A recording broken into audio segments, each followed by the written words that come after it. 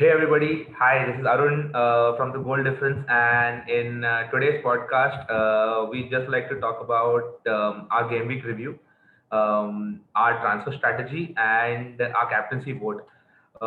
This game week, we're really excited since we reached our highest points tally for the game week. We got 89 points, and really happy because it just worked for us this game week. So in today's podcast, I have Sumit Suresh with me, and we're going to take you through the three aspects of our game week. So the first aspect would be our game week review, and here it is.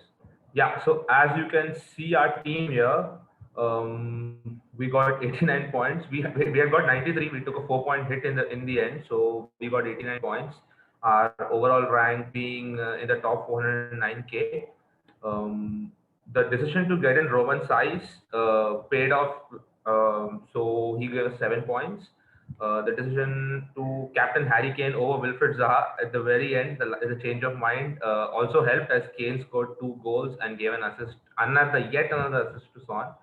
And we had two top scoring players this game week, with Timo Werner also registering his first goals of the season.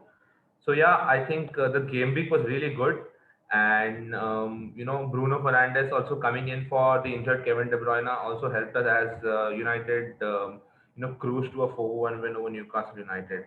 Now for the transfer strategy for this game week, I'd like to get in Sumit as to what he wants his transfer to be for game week 7 actually. So for game week 6, sorry. So yeah. So Sumit, go ahead, please. Give us your opinions for our next transfer. Thanks, Arun. Hey guys. So my transfer strategy for this game week would be, I guess I'm going to start from where we left off last game week, removing the deadwood. So it's going to be yet another -4 from my side. It would be removing Dorothy and Saint Maximin. Instead of Dorothy, I would want to take in Target. Aston Villa are doing really well as a defensive unit, and since we have McCarthy, I would go for Target as he's just 4.5. It saves a point 1 over Konsa and I think a point 7 over Tyrion Mings. If you take a look at the fixtures, they have a pretty decent run, barring Arsenal away. I mean, the FDR sometimes is really confusing because Arsenal away, fair enough, they are playing decently, but I wouldn't still call Arsenal away as a FDR of 4. So Matt Target would, you know, be my Matt Target, right? This is his name. I'm sorry if I'm getting it wrong, but yeah, Target would Yeah, be my Aston Villa defender. yeah, it's not. Instead of Saint Maximin, instead of ASM, I would go for James Rodriguez. One thing that I felt we've been lacking in our team is an Everton player. We currently can't take on Calvert Lewin, so I feel James Rodriguez is the player we should, especially with Richarlison not playing, being who's banned.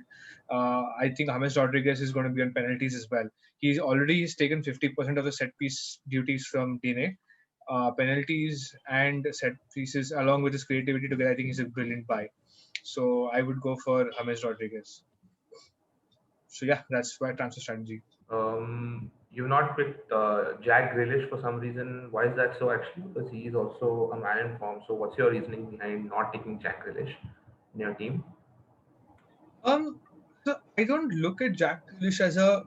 I mean, he's a good player, no doubt, he's brilliant, but he's not somebody who's going to. I just feel he's not a player who's going to be consistently giving us goals. He's not an FPL player, he's not an FPL player. He's like you're not going to get returns from him consistently because his I would say his duty is the way he plays football is much different. He brings on the fouls, wins the free kicks from outside the final third. It's a lot more stuff. If I was looking at an Aston Villa player, maybe a McGinn or a Watkins who are cheaper, or even a Mhm. Barkley. I don't. I just feel that Grealish getting consistent outputs from him won't be possible. So that's why no Grealish. So, my transfer strategy for this game week would be on similar lines with Sumit. I would also remove Matt Doherty, and I would also go for Aston Villa's Matt Target, because Target is a cheap route onto the Aston Villa defense. And since we already have McCarthy, as Sumit said, for all the reasons that he pointed out, I think Matt Target is an excellent buy. He is only 4.5. He plays in the left back position for Aston Villa, and he can come up with attacking returns as well. His fixtures look really, really good, and Villa have beaten Leicester and Liverpool in the last two games. So I think there's, a real shout for taking more Villa players into your team. So that would be my single transfer for this game week, saving some cash and saving the 2.9 in the bank for future transfers, and taking Matt Target into my team. So that would be, my thinking behind this game week's transfers. So yeah, that would be my transfer. Okay, so unfortunately, we are only two members on the podcast, that's Sumit and me. So we have decided a transfer strategy. So Sumit, how do you want to go about it?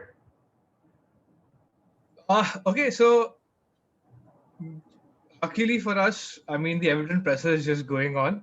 And before we could decide on what to do, Ancelotti has said that James Rodriguez is missing Sunday's game. So I guess we just go down to taking Matt Target in our team. So no -4, just we remove Matt Doherty and taking Matt Target. Oh, that's great actually. So we just go with one transfer, then save the cash for the next game week, I guess. So that's what we'll be doing. Okay, great. So yeah, that would be a transfer for this game week. And Sumit, so for the captaincy vote now, who do you think we should captain? I would go for Mohamed Salah. I mean, I actually between Salah and Kane, but Burnley with Tarkowski back, Pope back, I just feel Burnley going to be harder to break down. And with the given other contenders, I mean, it's either Salah or Bruno Fernandes. I'm not really sure how Chelsea United are going to pan out. And it could be a 0-0 draw because both the teams are really struggling. So Sheffield hadn't had a single clean sheet, this, if I'm not wrong, since the start of the season. So I would look at Salah as the safest bet. So Mohamed Oh, Salah. that's good. Yeah. Yeah, same with me actually. I'm also gonna go for Mo Salah as a captain for game week 6 because as the reasons you have already pointed out that Sheffield United are really struggling this season. They have been a shadow of what they were last season, and they haven't kept a single clean sheet. So I think Mo Salah, it's high time we listen to you and just captain Mo Salah for this game week. So yeah, that's my captaincy pick too, I guess. So Mo Salah is going to be a captain for game week 6, I think. So, guys, this was our video podcast for Game Week. It's really short and crisp, and we're really excited as we had a good game week and we would like to build up the momentum for the future. Do follow us on all our social media pages and check out the latest tweets, posts on our Instagram and Twitter as we are doing the takeaways after every game. And we are tweeting with different stuff about FPL and keeping up to date with all that's happening in the world of football. So, hopefully, have a great day and happy transferring and have a great game week. Thank you.